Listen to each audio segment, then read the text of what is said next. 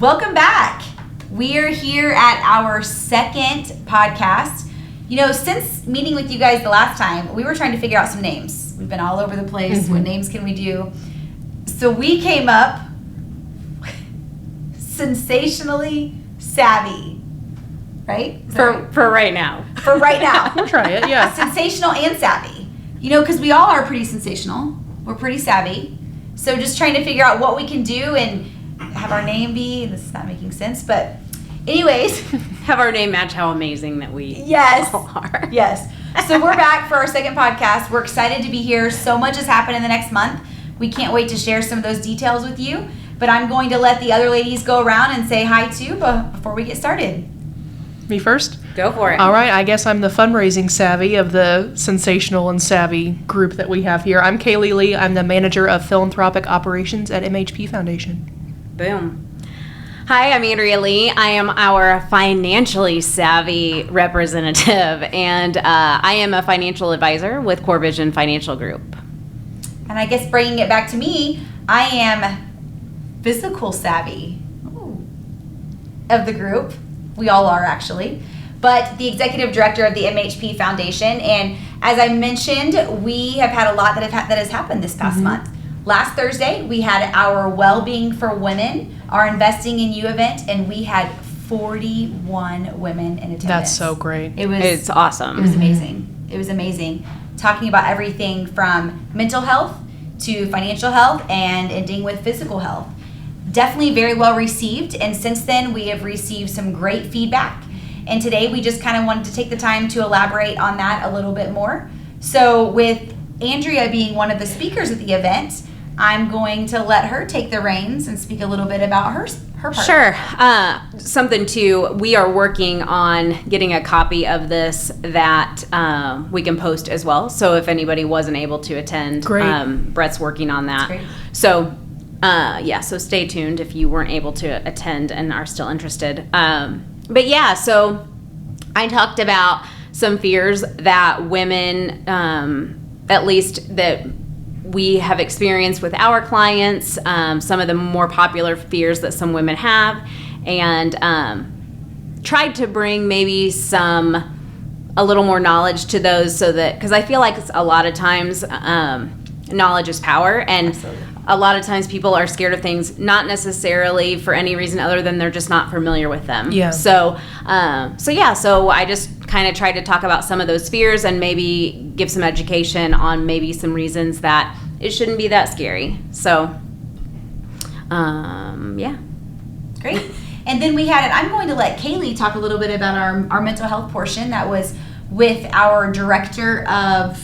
Yeah, he's our new manager of behavioral health, yeah. So we had Kent Huber. He actually has worked at MHP for quite a long time. Kent actually did a really good presentation where he talked about triggers, tantrums, how to cope with those when they're appropriate, and his was aptly titled as well. It's all in your head, but it's also in your physical body too. So a lot of those fears are misunderstandings, and it fit into how that affects your physical health with stress and tension and heart health, and I think he did a great job. Yeah. That was one of my favorites, really. I learned the most out of that one. Well, and I think too, what I liked is it was just helping you recognize what, like, being more aware of, like, kind of when those things arise so that you can better control them or cope with them, right? Exactly, just sometimes recognizing it is half the battle. It was the knowledge is power aspect that you talked about, that he gave the dictionary definition of what each of those was, and like a tantrum, you think of it, I think of my 2.5-year-old, you know what I mean? Right. And a tantrum can be silent. It can be going to work out after having a really bad day. So having that, that was a great aspect to that one. Last year it was a little bit different where we talked more about mindfulness. And I think adapting and doing that with our future sessions too would be really beneficial for everybody. Yeah. And you focus specifically on physical health, where you went last, Kent went first, but if you want to talk about some of the key tips you shared too. Yeah. So with the physical health aspect, because obviously at the end of the day, you know, our physical health is important. What we eat, how active we are, and it all just plays in a role with our mental health and our financial health. But when it comes to physical health, it really embodies it's okay to invest in you. It's okay to be selfish. And something I really highlighted was, you know, we make times to scroll through our phones. We make time to probably turn on a Netflix show. But let's take some of that time and park the farthest away in the parking lot. Let's take some of that time to meal plan, to shop around the outskirts of the grocery store. And I think that was a big thing too to individuals, was learning that, oh wait, hey, yeah, I do shop a lot in the inner side of the grocery store, but shopping on the outside, and you're kind of two things at once. You're getting your steps in, you're walking around, and it's good for your family as well if you are doing that meal prep and having that active time that, you know, sometimes we don't do that, right? We say, oh, hey, we're going to get this 30 minutes in, and really you just need 150 minutes a week of being active to better yourself, and it puts you in a better mindset. And I know that I pointed out that as moms, you know, we sometimes we get so overwhelmed and stressed out, and we may snap at our kids or snap at our spouse. But it's if we can get our time to ourselves to get those steps in or to be active, it helps with our mindfulness.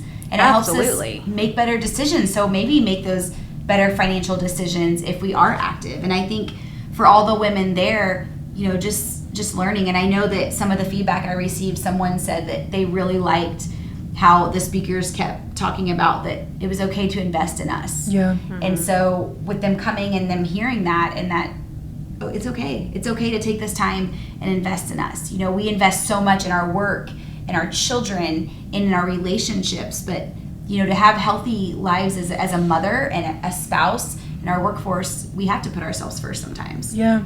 And I think that all plays into each other. I think too, like being role models, whether you have daughters or sons, it doesn't matter, but like teaching them that taking care of your body and, you know, being healthy and putting in good and exercising and all those things are important. And I think they all mimic that. Like I can tell you absolutely the reason that I run is because growing up, my dad was very busy and he worked, especially during this time of year when it was busy season. So sometimes when he would go on his runs, that was the only time I could see him, and I would ride my bike. And so from a very young age, like that was kind of what we did. Yeah. And I love that time with my kids. I will say my youngest is now getting a little faster than I am on our runs, which is a little hard since he's 10.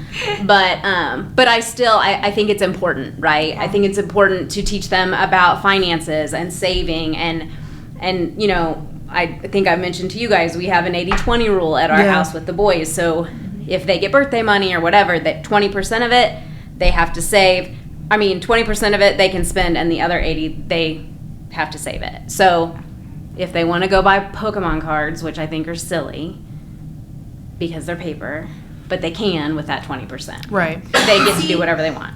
And that goes back to something that I was pointing out on Thursday at our Wellbeing event, is the 80-20 rule when it comes to eating. Right. Yeah. 80% of the time, making those healthy choices, filling your plate with vegetables or all different colors, but then 20% of the time, enjoying that cheesecake at the Cheesecake Factory, or enjoying that glass or two of wine with your ladies when you have that time together, you're going out with your husband. It's important that we are also treating ourselves, because if not, then our body truly does go in starvation mode where it's, oh my gosh, you know, I want just this sugar, or I want this, or you'll end up overdoing it when you have something unhealthy. So following that 80-20 rule, it's important. And, you know, it was funny, when we were there, we had salads from Just Peachy Cafe. They were phenomenal. Which was amazing. Love that place. And everybody got a cookie. And it was just here, you know, your meal, you had this healthy meal, but then you have that treat to enjoy, because it's important that we do that, you know. And as women, you know, we're not expected. And I think that social media does a bad job, how it's, you know, oh, you have to go to the gym for this amount of time, you have to look like this, you have to wear this, and it's not that at all. We are human, and I guarantee you that 99% of those social media images are fixed. Oh, absolutely. They're sponsored to be fixed. Yeah. Exactly. And it's like, we're human. We are all human. You know, it's impossible for us to go to the gym and be there for that length of time, or to have a chef in our house and eating all these dishes. You know, it's important to live life. You know? Well, it's funny you bring that up, the whole, like, filtery pictures. A few years ago, we had gone on a girls' trip, and I have a background in fitness also, so there are ways to angle your body, right, when you take pictures. There are ways to make everything look the way you want it to. And so that week, we would joke around, and every time we took a picture, everybody would be like, wait, we got to get in the right angle. And my brother-in-law teases me because he's like, you always like pose for every picture, but it's because it's like ingrained in my head that I have to look thinner and I have to like, and that's silly, right? But you're right. We are bombarded with this thing that we're supposed to, like, I'm 43. I compare myself to 25-year-old women that have never had children, and that's what I expect my body to look like. Did anyone tell me it should? Not directly. Right. But because I see that, that's what I think I should look like. Yeah. And so, and I can't imagine I'm alone in that. Oh, Right. No. And so I think you had 41 other women there that at the event alone that Yeah. were looking for that kind of thing. Yeah. And I think somewhat like from that physical wellness portion of this podcast, that's one thing that I think is really important is like recognizing it's okay to be 43, look 43, because I have 2 sons that I would never change doing. And yes, I have the battle wounds to show that, but that's normal. Right. Like, It's sensational, Andrea. It's sensational. and I think being okay, like going through that, and like, especially if you haven't had somebody in your life who has given birth, and kind of your body's gonna look different, right? Like there's no denying it, and not being able to be prepared for that. Right. And that, I feel like that was kind of traumatizing. Yep. Yes, and you know what I think about, I remember when my mom, I was in high school, and she was talking about, as women, you know, she was like, oh, it's common when people, you know, they first get married and they gain weight or whatnot, you know, it's that, the happy weight. Mm-hmm. And I think about it because it's, you know, me, I feel that I am personally very happy in my life, you know, and I do weigh more than I used to weigh, right? I don't work out like I used to. I enjoy life more. And I think it's because I'm happy. I love my kids, my family, my job, my friends. And it's just, if you think about it, all the diets that are out there, those women cannot be happy, right? The ones that you see that are so small, you know, they can't, I mean, if they're starving themselves, or they're not, you know, or they're living in the gym all the time. I mean, are they really happy with themselves? You know? And I think and there are women that are very small. Oh, absolutely. That Yeah. That's all they can do. that want to gain weight too. Right. I mean, there are obviously all ends of the spectrum. And that's exactly right. That's exactly right. But the ones who, and I'm going back to, is that, you know, if you do follow the 80-20 rule in everything, right? If you are still live your life, you know, enjoy that time, enjoy taking your kids out, enjoy having a girls trip with your friends and doing all inclusive, and, you know, making that time for yourself. But then also making those good choices and just not restricting yourself. And I think that's huge for women. Yeah, it's okay. Yeah. It's okay to enjoy life, because you're never going to regret. Bo actually said this to me the other day. You're never going to regret, like at the end of life, you're just never going to regret taking that time with your family or eating that cheesecake or whatever. But you will regret if you restricted yourself so much that you miss out on life, right? That's a regret that would really happen. So, So yeah, I think within reason, and if your focus is being healthy, I think that's really what's most important, and not focusing on the appearance part of things. Exactly. Which is hard to do, right? Like we are literally hit with it from every angle, what we're supposed to look like, but we need to change it. Yeah. Agree. Especially, I mean, I know you have sons, but I have 2 daughters, and my 10-year-old has asked me before. She said, "Mom, do my legs look big?" I was like, "No, Sophia, you are beautiful." Isn't it crazy how quickly it just seeps into everything? Yes, and it makes me sad because I don't want, and then of course it makes me go back and question what I've talked to her about. You know, what has she seen me do? What have I? Because, you know, even though I've been in fitness for a long time, I had many, you know, I've talked to you recently about, I'm, you know, counting macros or whatnot, and it's, you know, but I try never around her if I'm upset with something. But you take it too, LaTisha, from you respect and love your body, where the marketing in physical and mental health, it's like, you know what, something's kind of wrong with you, so this is why you need to change it. That's not you. Yeah. And Andrea, I'm sure same for you too, because you understand how things are filtered and odd, that it's a place of respecting yourself, investing in yourself, rather than trying to throw a tantrum against your body. You know what I mean? Yes. And Yes, that's exactly right. You're right. Yeah. And I think too, like if I mean, my weight has gone everywhere, and you know, and I go back to weight, whether it's a number or size or whatever. I use weight as a kind of generalized term, but when I am looking at my intake, for eating for wanting to feel better, or looking at it more for like survival and like taking care of myself, and not like, I don't want to eat that because I want to look good in a swimsuit or whatever. I'm much happier, right? Yes. Much happier. Exactly. Because I'm loving myself by doing it for that reason. Right. Exactly.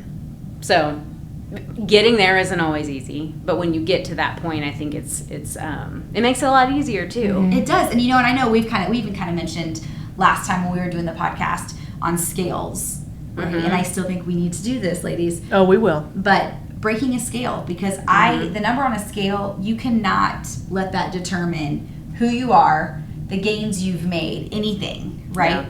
It is just a number on a scale. I don't like scales. My husband recently had to buy a scale at our house because our daughter was sick and he wanted to weigh her, so he knew just on her prescription the amount of medicine she needed. And he had to go buy a new one because I had gotten rid of the scale, because I think it's silly. I really, really do. That does not determine you. It does not make you as a person. I think with women, there's, I know several women who weigh themselves every day. And to where I finally got them out of that habit and they feel so much better. There's not that, oh my gosh, okay, I'm waking up in the morning, I have to weigh myself. Oh, what did I eat yesterday? What did I do? Because it's so time consuming, and when it goes to your mental health, that is not good for your mental health. Well, it's a ritual. Yes. I've been in it, and I can relate. You get up, you have to go to the bathroom first because you want to get every ounce of anything out of your body that you possibly can, and then you don't put any clothes on because you don't, that it's got to be the true weight. Right. Yep. Yes. And I absolutely was an everyday person. And I will tell you, I probably weigh myself more than I should, 100%. But I also look at it now from a dehydration standpoint. Like, I know if my weight dropped, because I know enough about the science. If my weight drops too much, it's water, and I need to get that back up. And so I try to not focus on that, but I'm guilty of it. I'm absolutely. And I think all of us, I've done that as well. Yeah. And that's why when I got rid of it, because it's like, hold on, I need to practice what I preach, right? Here I have clients or whatnot, and they're doing this, and that was so consuming for them. It was so mentally consuming and mentally draining. And if why did I gain half a pound? What did I do? Yeah. What happened? What happened? And it's like, hold on, you don't need that. And then when they finally got rid of it, and it was just the whole whole relief.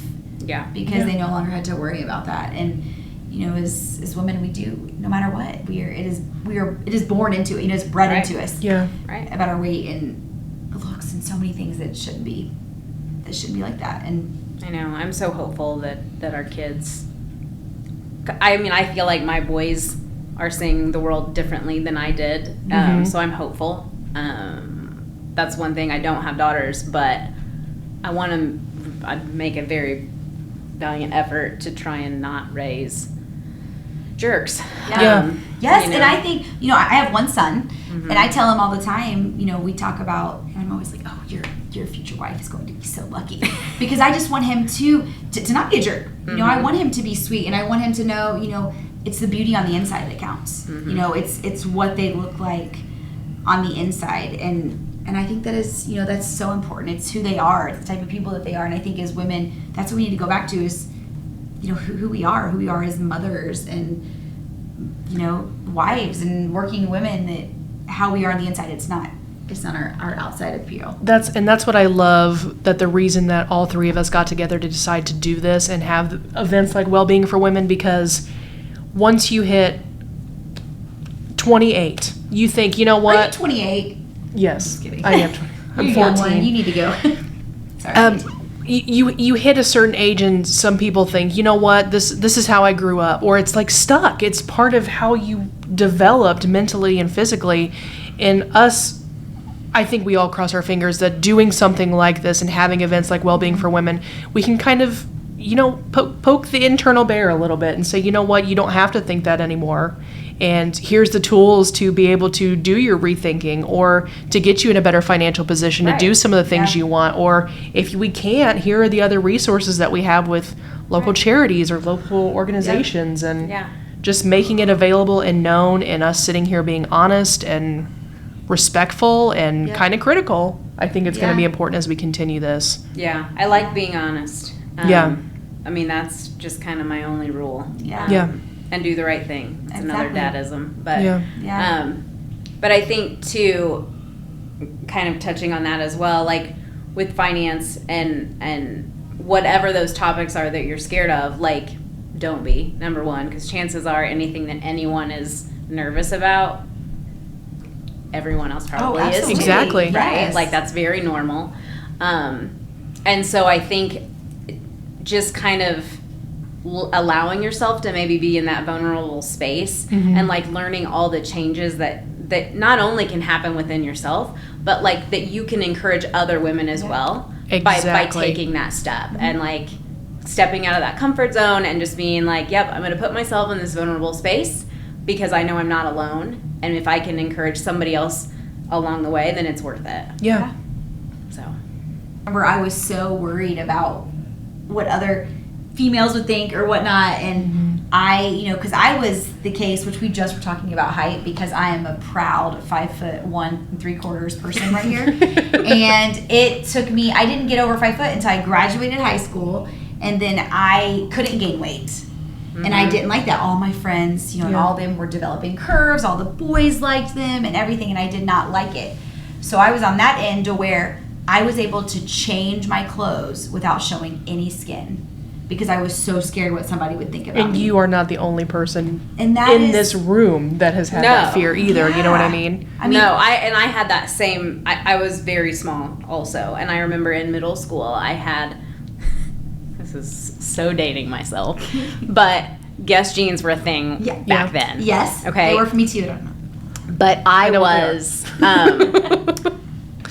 was still in children's clothes in middle school. And so my mom would allow me to have Guess jeans because they were like half the price, right? Now, they also had a pink and blue triangle instead of a red and blue one, but whatever. So, yeah. But, so during gym class, we had to change. And so my jeans, shorts, whatever they were sitting on the, whatever. Like the bench or yes, the, thank you. Yeah. And I don't remember who it was. I just remember somebody was like, oh my gosh, and they grabbed my pants and they were like, who is wearing a size 12, little kids? And I was like mortified because, again, all these girls were built like women and here I was, the tiny, tiny child. And so I have also been on that end of the spectrum. And so, yeah. And that's crazy to me, though, too, because I had the exact opposite in gym class. Like, I was taller, I was curvier, I was a bigger you were kid. A woman. I guess. But I just remember being in gym class, I had my clothes laid out. You're trying to hide yourself as much as possible because you think you got to compare, and everybody's looking at you, and nobody understands teen angst, right? And there was a young girl who was able to put her entire body in one of my pant legs because she was in children's clothes. And they're like, ha, ha, ha, ha, oh my gosh, who has these giant elephant pants? And we were all normal. We were all at the normal stage of our development, and nobody understood that. That's and one you of just, the things in middle school. Mortification, Middle school, Like the range of puberty is crazy. Yeah. I've got one going through that right now, and it's insane. Like, there are kids that look like my 10-year-old, and there are kids that look like my husband, all on the same team. Isn't that crazy? Yes. It is. It is. It's very, very. It's a strange space. But I think what's funny about those 3 stories, none of us were looking at anybody else. No. You think everybody's looking at you. Right. Yes. Nobody understands. Yeah. I mean, oh my gosh, I did not like changing, and I didn't like it. Yeah. I mean, I still probably don't like it. Yeah. It's not like I'm like, hey. No, but you know what? Brett, can you verify in the office if she goes around like, hey? Get out of here. But I have been working in the Y for a long time, and there are women who don't care about that, right? And they are very, and the amount of hugs I've been given from women who are disrobed, butt naked, hugging me, and I'm just like, oh gosh. Yeah, but they don't care. They are so confident. And you know what? If I take anything from that, I want their confidence. Right. I want their confidence because they are so confident. And I am not. And I think that's something, too. I think as women, I think people probably think, look at what we do. Oh, these women are probably so confident. I'm not very confident at all.